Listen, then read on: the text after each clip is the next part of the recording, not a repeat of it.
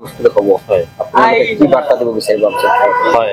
অসম সংখ্যালঘু ছাত্ৰ ইউনিয়ন নগাঁও জিলা সমিতিৰ পৰা ইতিপূৰ্বে যিটো প্ৰথম পৰ্যায়ৰ নিৰ্বাচন হৈ গ'ল শান্তিপূৰ্ণভাৱে হৈছে তাৰ বাবে আমি নিৰ্বাচন আয়োগ তথা আমাৰ যিটো প্ৰশাসন ব্যৱস্থা আছে তাক আমি ধন্যবাদ জ্ঞাপন কৰিছোঁ। দ্বিতীয় পৰ্যায়ৰ নিৰ্বাচন ইতিপূৰ্বে হ'ব গৈ আছে 7 তাৰিখে।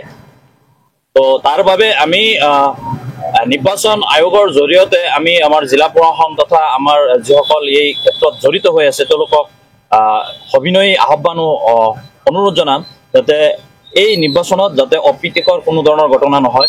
আমি দেখিবলৈ পাইছোঁ যোৱা নিৰ্বাচনবিলাকত ইতিপূৰ্বে সাংবাদিক আপোনালোকৰ ওপৰতো আক্ৰমণ হৈছে। এইবিলাক আক্ৰমণ এটা বেয়া মেছেজ হয়, গোটেই ভাৰতবৰ্ষই গোটেই পৃথিৱীয়ে এই বস্তুবিলাক চাই থাকে যাতে এনেকুৱা অপ্ৰীতিকৰ ঘটনা নহয়। বিশেষকৈ নগাঁও জিলা সমিতিৰ আমচুৰ তৰফৰ পৰা আমি সকলোকে সবিনয় অনুৰোধ আহ্বান জনাম। আৰু ইতিপূৰ্বে আমি আৰু এটা আপোনালোকৰ জৰিয়তে আৰু এটা আমি বাৰ্তা বা আমাৰ ভোটাৰ বা সচেতন নাগৰিকসকলক আমি সবিনয় আহ্বান জনাম যে আমাৰ যিটো নিৰ্বাচন আপোনাৰ পঞ্চায়ত নিৰ্বাচন ব্যৱস্থা ইয়াত আপোনালোকে দক্ষ যিসকল প্ৰতিনিধিত্ব কৰি আছে তেওঁলোকক আপোনালোকে বিবেক ভোট প্ৰদান কৰক।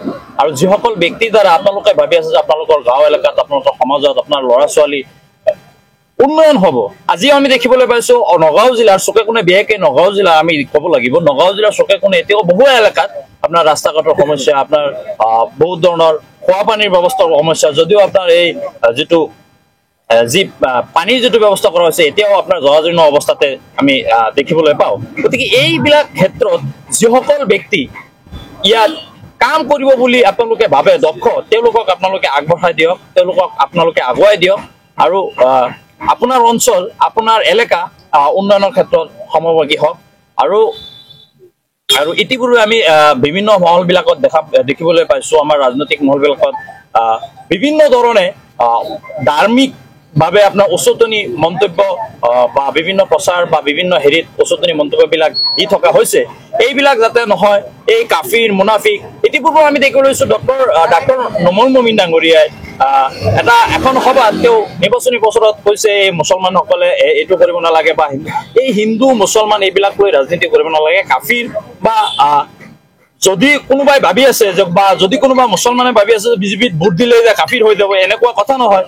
বা কংগ্ৰেছত ভোট দিলে যে স্বৰ্গ পাই যাম, কংগ্ৰেছ একেবাৰে বুকুৰ আপোন, এনেকুৱা নহয়। এই কথাবিলাকৰ প্ৰতি যাতে আমাৰ সৰ্বসাধাৰণ ৰাইজে আপোনাৰ হেৰি নাযায়, ভুল নাযায় বা পাহৰি নাযায়। আপোনালোকে এই এটা 5 বছৰ মূৰত প্ৰতি 5 বছৰ মূৰে এই ব্যৱস্থা এই এটা সুবিধা আহে। এই আপোনালোকে এই গণতান্ত্ৰিক মাধ্যমেৰে এই সুবিধাত এজন সচেতন নাগৰিক হিচাপে ভাৰতবৰ্ষৰ এজন সচেতন নাগৰিক হিচাপে সমভাগী হওক। আৰু মই পুনৰবাৰ জিলা প্ৰশাসনৰ জৰিয়তে এই ক্ষেত্ৰত মই পুনৰবাৰ সবিনয় আহ্বান অনুৰোধ জনাম যাতে যি 7 তাৰিখে আগন্তুক নিৰ্বাচন হ'ব গৈ আছে তাত যাতে কোনো ধৰণৰ অপ্ৰীতিকৰ ঘটনা নহয়, কোনো ধৰণৰ বন্দামি যাতে নহয়, খুব শান্তিপূৰ্ণভাৱে যাতে নিৰ্বাচনটো অনুষ্ঠিত হৈ যায় তাৰে আমি কামনা কৰিছোঁ। সদৌ অসম সংখ্যালঘু ছাত্ৰ ইউনিয়ন আমি যাতে বিশেষকৈ দেখা যায় যে মুছলিম এলেকাবিলাকত এনেকুৱা কিছুমান অপ্ৰীতিকৰ ঘটনা কিছুমান একাংশ ব্যক্তি এইবিলাক ঘটাই থাকে। আৰু ইয়াত আপোনালোকে অলপ ভাবি চাওক, এইবিলাক এটা বেয়া মেছেজ যায়, গোটেই অসমৰ মানুহবিলাকে এইবিলাক চাই থাকে। আৰু এটা 2-এজন ব্যক্তিৰ জৰিয়তে আপোনাৰ বহুসংখ্যক মানুহ বা এটা জাতিৰ এটা তুচ্ছ তাচ্ছিল্য কৰা এটা যিটো এটা লজ্জাজনক পৰিৱেশ সৃষ্টি হয়, সেইটো যাতে নহয় আগলৈ তাৰ বাবে আমি সকলোকে সবিনয় আহ্বান অনুৰোধ জনাইছোঁ। এটা কথা, আপোনাৰ বিতৰ্কত মন্তব্য কৰা শুকুৰালী ইতিমধ্যে এৰেষ্ট কৰিছে, এইটো সন্দৰ্ভত হয়। এনেকুৱা ব্যক্তিৰ একচুৱেলি আপোনাৰ তেওঁলোকৰ আমি নাম ল'ব নিবিচাৰোঁ। এওঁলোক কোনো ফেক্টৰ নহয়। কিছুমান মানুহে এওঁলোকক কিছুমান ব্যক্তিক আপোনাৰ মানে আগুৱাই দি পেলাই বা এটা তুচ্ছ তাচ্ছিল্য এটা জাতিৰ নেতা হিচাপে তেওঁলোকক গঢ় দিয়াৰ ক্ষেত্ৰত তেওঁলোকে যিটো মানে এটা তুচ্ছ তাচ্ছিল্য ৰূপে তেওঁলোকক দেখুৱাই পেলাই এইটো মানে এটা সমাজৰ এটা ইমেজ বা এটা জাতিত বা এনেকুৱা নেতা হয়ে নেকি, তাৰ বাবে কি একাংশ এটা মানে এটা হাস্যকৰ পৰিৱেশৰ সৃষ্টি কৰি পেলাই এইটো এটা সমাজত এটা বিভ্ৰান্তি সৃষ্টি কৰিছে। গতিকে এনেকুৱা ব্যক্তিক বৰ্জন কৰিব লাগে। এওঁলোকৰ দ্বাৰা সমাজৰ কোনো কাম নহয়, তাৰ বাবে আমি সকলোৱে সচেতন হ'ব লাগে।